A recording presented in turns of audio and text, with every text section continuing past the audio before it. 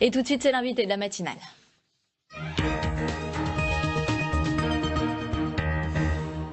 Hervé Morin, bonjour. Bonjour. Vous êtes président du conseil régional de Normandie. Serge Dassault est mort hier à l'âge de 93 ans. En tant qu'ancien ministre de la Défense, vous l'avez côtoyé. Quelle image vous gardez de lui? J'en garde l'image d'un homme extrêmement attentif à son entreprise, qu'il vivait comme une PME. On pense toujours que c'est l'empire Dassault, mais la culture Dassault, c'est pas la culture Thales ou la culture des grands groupes industriels de défense. C'est une culture d'un groupe familial et d'une PME qui savait qu'elle était, qu'elle pouvait pas se permettre le moindre faux pas, parce qu'en vérité, quand vous avez une activité qui est liée à l'aviation civile d'un côté, les fameux Falcon, et de l'autre, un avion de combat, très vite l'équation peut devenir compliquée. Et donc il y avait cette volonté d'être toujours au sommet de la technologie, de la pointe, de l'innovation, d'où cette formidable gamme d'avions de combat à travers les décennies. Et de l'autre, une exigence à l'égard de l'État qui était considérable. J'ai encore en souvenir un Serge Dassault m'expliquer que si on ne commandait pas suffisamment de Rafale, il préfère arrêter le Rafale. Donc en clair, voilà, c'était une équation dans laquelle en même temps on pouvait compter sur lui, puisque lorsqu'il a fallu stabiliser le capital de Thales, il était là. Hier, le jeune Malien Mamoudou Gassama, qui a secouru un enfant en escaladant un immeuble, s'est vu proposer la naturalisation française. Qu'est-ce que vous inspire, vous, cette décision du président de la République? Bon, écoutez, pour tout vous dire, quand j'ai vu les images sur les réseaux sociaux ce week-end, je me suis dit, lundi, il va être à l'Élysée pour obtenir la nationalité française, quoi. Parce qu'on ne peut pas dire que Emmanuel Macron n'ait pas le sens de la communication. C'est un geste politique? Bon, à la fois, c'est un geste que j'aurais volontiers fait. Deuxièmement, je ne peux pas non plus ne pas le relier à l'exercice permanent de communication dans lequel se situe l'Élysée. Et en même temps, je n'oublie pas qu'il y a 8 jours, ou moins de 8 jours, il n'a rien proposé au titre de la politique de la ville.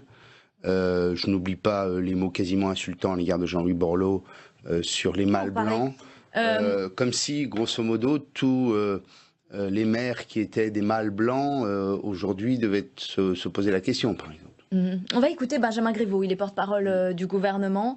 Il s'exprime à propos de Mamoudou Gassama. Derrière les destins de Mamoudou Gassama, formidable, il y a aussi des filières, il y a aussi des trafiquants, il y a aussi la traite d'êtres humains. Et si nous étions porte ouverte, et si nous ne faisions pas respecter le droit, ce seraient aussi ces filières-là qui en bénéficieraient et en tireraient commerce.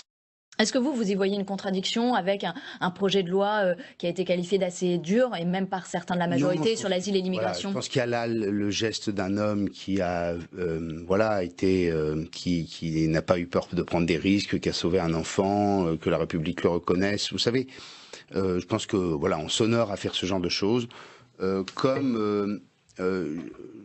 Pour un exemple simple, quand on avait nos interprètes en Afghanistan, quand j'étais ministre de la Défense, et que nos interprètes afghans servaient l'armée française et la cause que nous défendions, le jour où nous avons commencé à nous retirer, la question qui s'est posée aussi, c'est comment on protège ces personnes-là. Il y a eu tout le débat sur la naturalisation, tout du moins l'accueil de ces quelques dizaines ou centaines d'interprètes.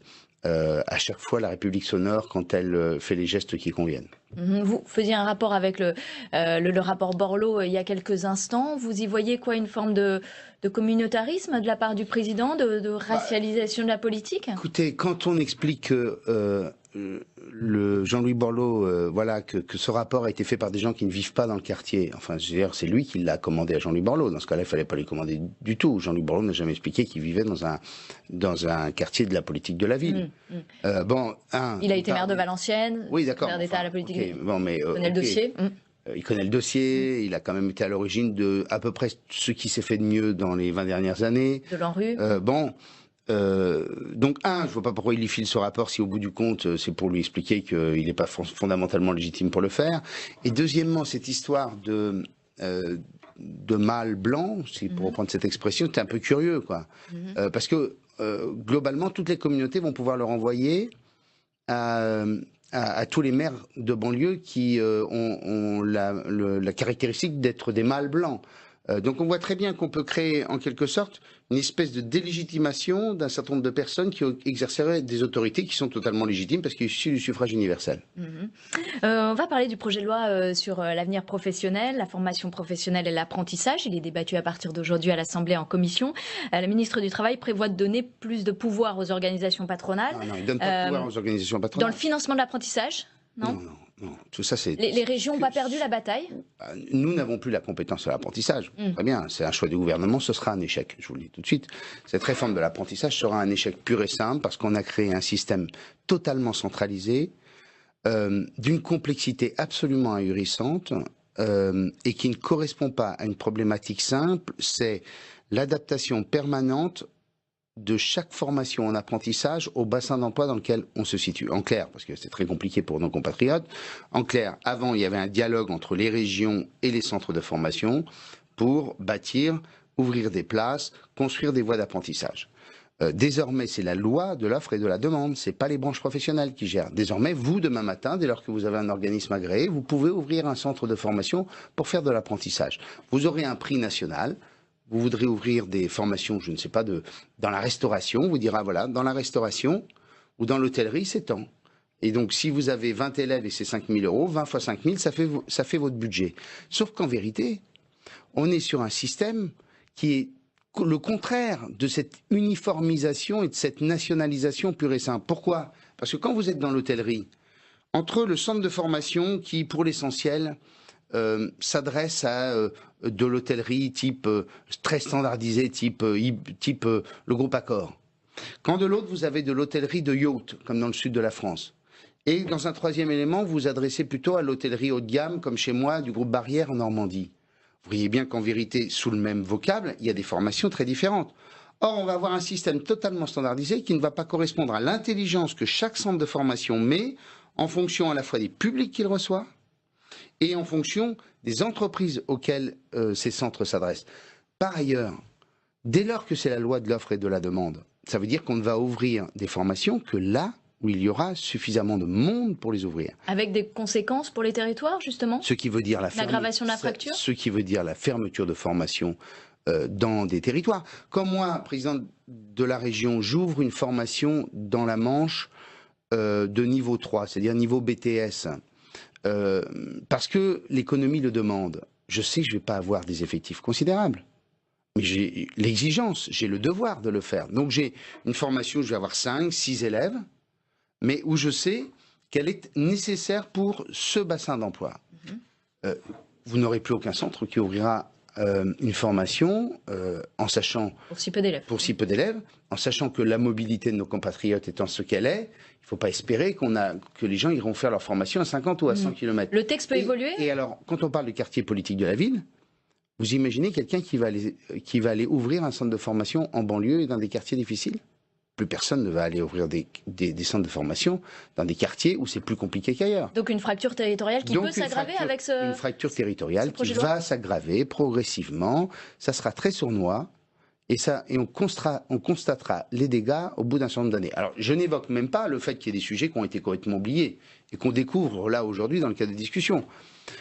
L'apprentissage est une voie qu'on devrait développer dans la fonction publique. Rien n'est prévu en la matière. On évoque l'apprentissage. Il y a très peu d'apprentis d'ailleurs aujourd'hui dans la fonction publique. Ben ouais, mais moi je suis une région où on a essayé de développer l'apprentissage depuis 1 an et demi, où on a développé l'apprentissage dans le secteur public.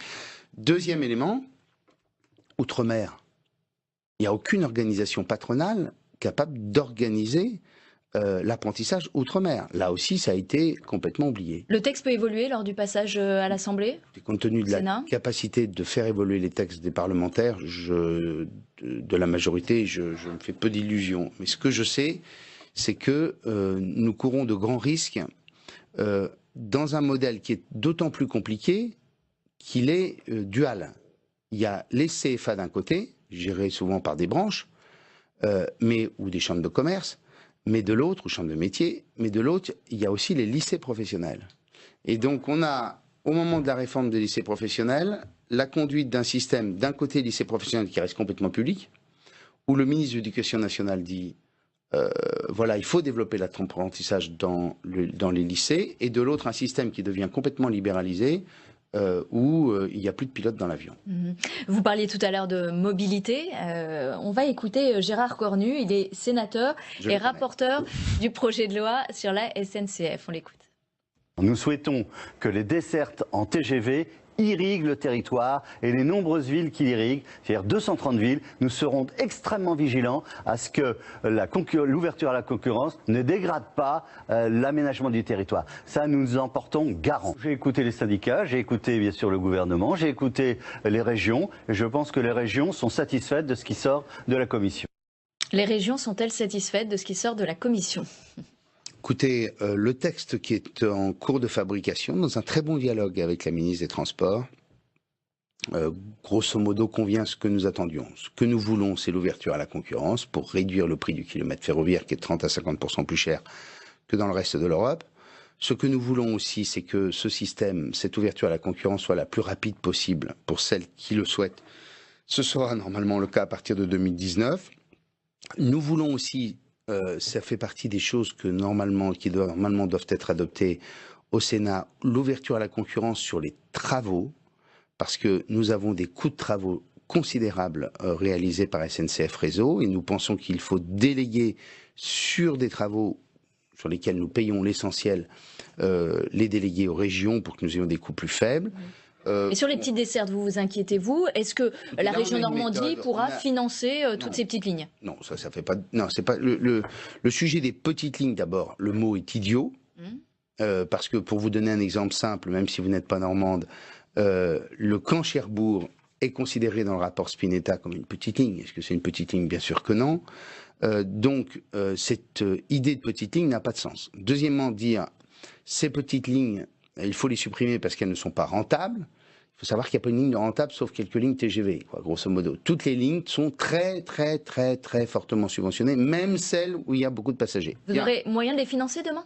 Et donc la rénovation des lignes, ça ne peut être que dans le cadre d'un accord avec l'État. C'est ce que nous avons décidé la semaine dernière dans une discussion avec le gouvernement. En clair, la SNCF doit nous rendre un rapport très précis sur l'état des voies dites petites lignes et des travaux qu'il est nécessaire d'y faire, soit au 31 août, soit fin septembre. Ensuite, qu'il y ait une discussion entre l'État et les régions au niveau de chaque région. Et enfin, un cofinancement État et région, là où on décidera de garder les lignes. Est-ce que vous vous rendrez à la prochaine conférence des territoires? Écoutez, c'est une question qu'on a en suspens avec Dominique Bussereau, le président de l'Association des départements de France, et François Baron, le président de l'Association des maires de France. Nous réservons cette réponse à des questions et des débats que nous avons en interne avec le gouvernement. Et vous prendrez votre décision quand? Quelques jours avant. Merci Hervé Morin d'avoir été avec nous ce matin, président du Conseil régional de Normandie. Très bonne journée à vous. Merci.